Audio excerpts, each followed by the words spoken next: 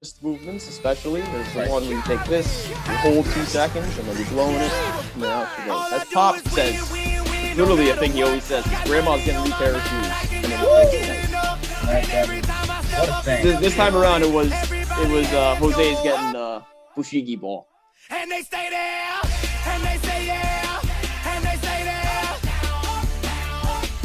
Cause all I do is win, win, win. And if you going in, put your hands in the air, make 'em stay there. Joe? Oh, God. Hey, King! It's 6 o'clock already. What are you doing? It's 6:02. I'm not dressed, not prepared. I guess we could just do it with me like this. King, this is I'm Grandma done. we're talking about. I would never. I would never. You kidding me? You think I'm gonna have an interview dressed like this? This is what you think I'm gonna do? Come on, we go black shirt, pink shorts. Everybody knows the deal. Let's go, Petey. Birth of his 2 children. Let's get it going. How you doing? This is, let me introduce him. We're talking possibly rookie of the year for left, right, center. I know there was a lot of good rookies, so there'd be some, it's definitely a debate worth having. But this guy, we're talking thrown in, first time, he's already a swingman. First game. I mean, his one and only time there, Grandma won. So what is there more to say? Thanks for having me. Now, Joe, how did you feel when I first said I got to have you for an interview for this video? Well, I mean, of course, I'm a very nervous person as it is. So I was if I was to start off with left, right, center, Sure. I was nervous getting a call up to the big leagues, especially sitting where I was right next to Grandma. I mean, that's the hot corner. Of course. But just like anything, you step up to the plate. Opportunity was given to me, and we made it happen. Joe, that's beautiful and eloquently said. Now, further on your rookie status here, being a rookie, did you feel that you were prepared coming in, or were there some things that happened that maybe you didn't expect, whether gameplay, strategy, or just the atmosphere? Well, one thing that I did expect was that Grandma was going to take the dub. So let's just start there. Second of all, I mean, I felt like I was prepared coming in. I mean, I knew my king was putting me right at the hot corner. I said he put me there for a purpose. He put me there for a purpose. I'm gonna have to perform. I'm gonna be fine. No, and you certainly were, Joe. You certainly were. Did you? I mean, you do have though, and I think one of the reasons maybe that I felt you could handle that hot corner right away is you got a veteran brother. A left, right, center legend himself, and Rob Traverso. Did he give you any insight prior to the game? You think that maybe helped you out? He did, but I mean that night he was feeling a little off. I don't know if he talked to you. He was like, throw my brother in there, but he taught me some, the wrist movements, especially. There's the one where you take this, you hold 2 seconds, and then you're blowing it, and then out she goes. As Pop says, it's literally a thing he always says, his grandma's getting a new pair of shoes, and then he throws the dice. And that is what a thing. This time around, it was Jose's getting the Fushigi ball. It was a different thing, but Fushigi ball. Well, what a quote that is. Hopefully, you take that with you the rest of your life when your children ask, "Why would Jose be getting the Fushigi ball?" However, amazing. But you get up there, not to harp on it, but you're in the swing spot at the hot corner, as you said. It's your first game ever, and the dice come to you now. What's going through your mind as you're about to take your first ever role in the major leagues? Are you just nervous? Like what are you thinking when you're shaking those dice? I got 3 things on my mind. Right to Grandma every time. Oh, is this guy a professional or what? Jeez, I mean, and you're right. I got to tell you, that is the best answer. I'm correct. I mean, geez, that's an amazing, and for a rookie to come in and be that calm, cool, and collected, to know the strategy, and really impressive. But that being said, I mean, as good as I, Joe, that night did not start out hot. It didn't start out good. That was pretty much it. That was going to be the last game, and it was getting to it. Grandma was getting ready to go to bed, and And I know I was nervous, but at any point in the night, did you feel that like you had given up hope, or thought that maybe tonight just isn't going to be the night again? Never given up hope. I knew going into this, like I said, I knew my king put me there, my training, everything from Robert. I just had to trust it. It was all going to work out. That's makes me feel. I mean, I wish I asked you then, because I was freaking out then, but it makes me feel calm now that even though there was a rough start. Yeah. A little bit of a rough start. There was a little bit of an uphill. After every uphill, there's a very sweet, nice downhill, as my cross-country coach would always say. A lot of tidbits of different quotes you bring in here, Joe, and I really appreciate it. I like my that a favorite. lot. My personal favorite's the Fushigi ball, but I don't know. Thank you. Now, one thing that could have aided in the win, and I've spoken to a couple different people about it, is that prayer. So after that fifth match, when Grandma was giving it away, we kind of all came to our senses and said, this is going to be the last game. You don't want to push a dead horse. You don't want to beat a dead horse, as they say. Mm. It's going to be the last game. No, that's terrible in this scenario. But this is going to be the last game, so let's pray about it. And it all kind of just happened. There wasn't a lot of discussion. It seemed like it was just known that was supposed to happen. Do you think that, considering we won the next game, do you think that directly correlated, or what kind of impact do you think the prayer had? The prayer, I think the prayer was probably just that, definitely some kind of a factor in the entire equation. I'm actually studying special relativity right now, as before this. And we could say that those two events of Grandma winning the game was causally connected. It was just a guarantee every time it was going to happen. Prayer, anything. Yeah. That's wow. Very, very interesting. Thank you for that insight. Thank you. Another different insight from Joe, and I appreciate it. Now, going to you're the rookie, right? There's a couple other rookies, and there's a couple vets, and a couple of people who had big moments. And Allison had some great big moments. You had some great big rights. Jen, obviously, with the big last roll. Jen with the big one, yes. But everyone played their part. Who do you think had the most underrated performance that night? I mean, if you think about, I'm trying to think towards the center of the table, because those are the ones that, of course, you have the swinger, right? That they're the one that's going to get it to Grandma. Right. I'm the one that everybody's going to think won the game for Grandma, but it was really everybody. Right. But I mean, really, if somebody was underrated, it was probably my coach. He's sitting right at the center of the table. Yeah. I don't know. What's your term for people sitting at the center of the table? For someone in coach's position, he's technically still looking for lefts, right? He still has a clear. Yeah, he's looking for lefts. He still has a clear objective, but he's not as important as a swing man. But I would just say they're like center court. They're pretty much mid guys, but they're not all the way at the end where it's like if you go left or right, what does it matter? So if I really had to say this, I'm like the guy that came up with the bases loaded. I'm the one who hit the home run. Right. I'm the one that's going to have my face on the newspapers and everywhere, but my team's not going to have their faces anywhere. It was everybody. Right. Yeah. You can't forget that. It's not only the swinger that made it happen. It was everybody else sitting at that table for Grandma. 100%. In order to hit a grand slam, you got to have three teammates that get on base. And, that's in order exactly for Jen to have that role, Liam had to step up and get a center right before she did. If he didn't get a center there, Jen's center doesn't mean anything, and Liam had just lost or won, however you want to put it, a game. So being able to buckle down after that and then come with a center, no, it's a tough sport. It's a tough spot. Was amazing. So you're right, Joe. It's a complete team effort. So to really even single anyone out is tough. But just the whole team really, it really was the whole team performing at its peak. Yes. Fastest in every interview so far, I've had great answers, but in both directions. Forgive me as I burp. Should we run it back? There's been a lot of talks of, how long did it take to get to the point where we finally got the win? Is it worth risking it?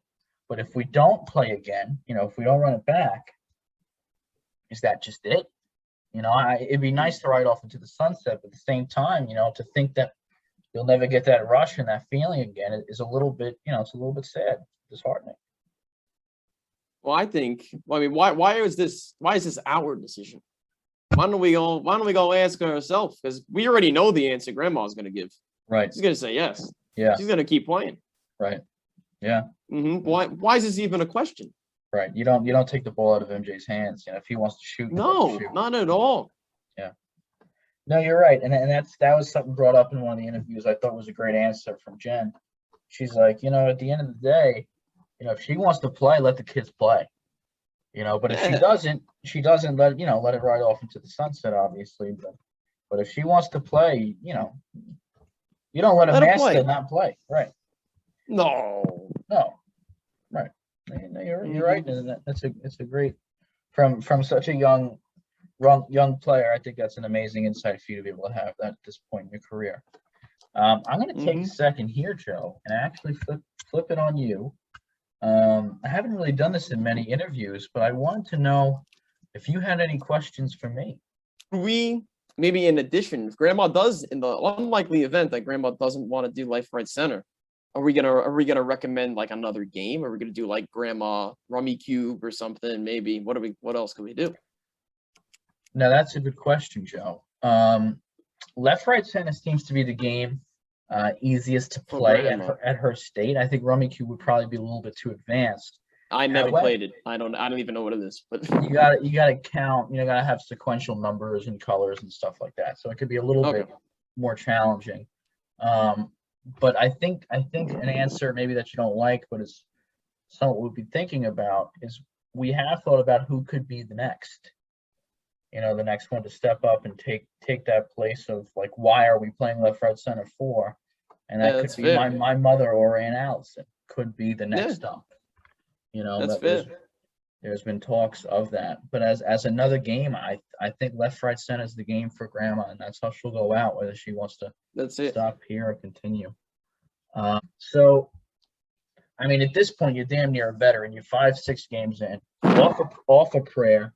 We've been in this situation where it seems like we have a shot at least 2 other games, you know, where she's like one of the last people with the chips. We've had some heartbreakers.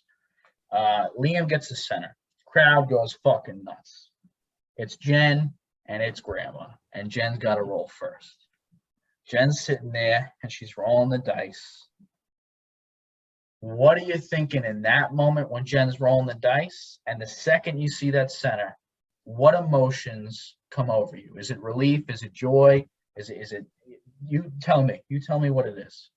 Pure bliss. That's what I got.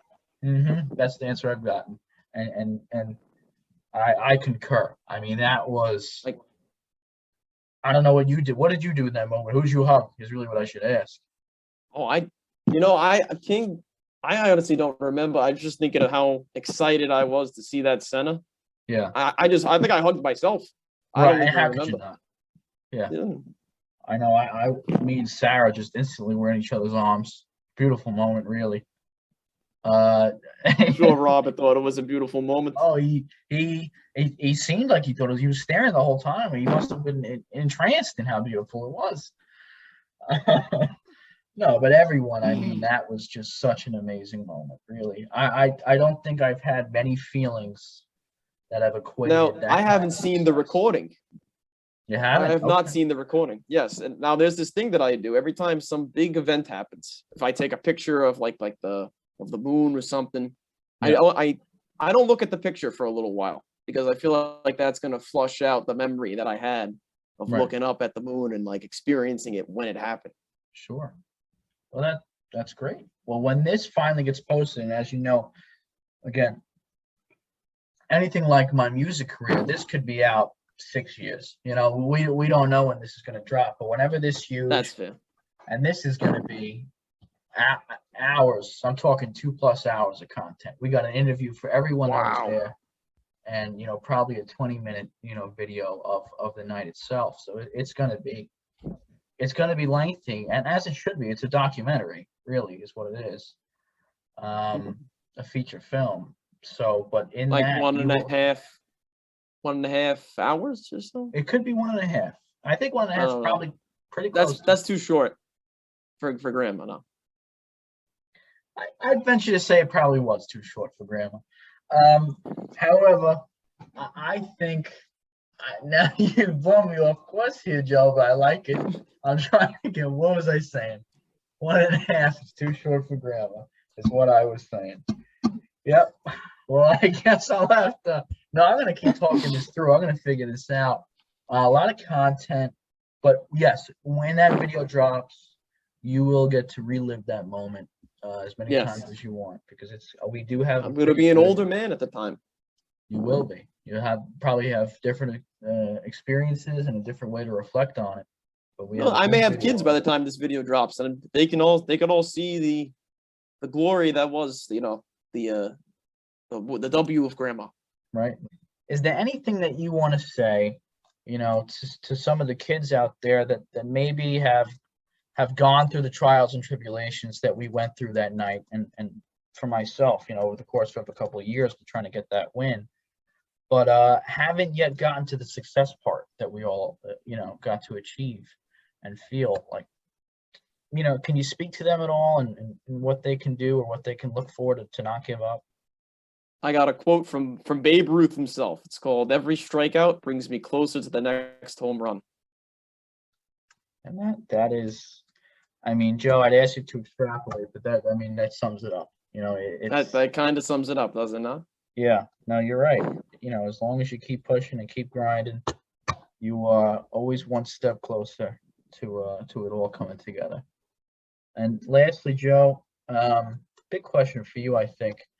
As a rookie, and what could end up being your first and only performance in the bigs, you won a championship, but you're also a swingman. And as you mentioned earlier, you're also a team player, regardless of your role as a star on the field. How do you want to be remembered in the game of left, right, center? How do you want the people to remember you? I want to be remembered as a guy that's not the guy that that swung it to grandma. I want to be remembered as the guy that was there with his team. Like I said before, it wasn't only me; it was my entire team. I want to be remembered as a team player. Joe, and I've done so many of these interviews at this point, and what's amazing is, at the end of them, I've asked that question a good amount, and the answer is strikingly similar, and I don't find that to be a bad thing. I think it's really telling of why we won that night. I think everyone there was there for a reason, and they were all there on a team, to come together and win, not for selfish reasons. And when you have, a group of people like that, this is the result. An amazing, once in a lifetime phenomenon. And one of the greatest nights of my life. So, Joe, I really appreciate you for being there that night. Appreciate you being here tonight. And then your nuggets of wisdom will not be forgotten. They will live on forever in the Ethernet. I'll tell you that. So I appreciate you, Joe. If you have I any appreciate last you. thing to say or plug, please go for it now, pal. I think this entire thing was all I had to say. I'm speechless right now, still remembering that grandma won. Guys, this has been Joe Traverso, rookie and first-time swingman. He was there for the championship. He might not ever have to be there again, but there's a reason we only needed him once. It's because he was the greatest of all time. Thank you so much, Joe. I appreciate it. Cause all I do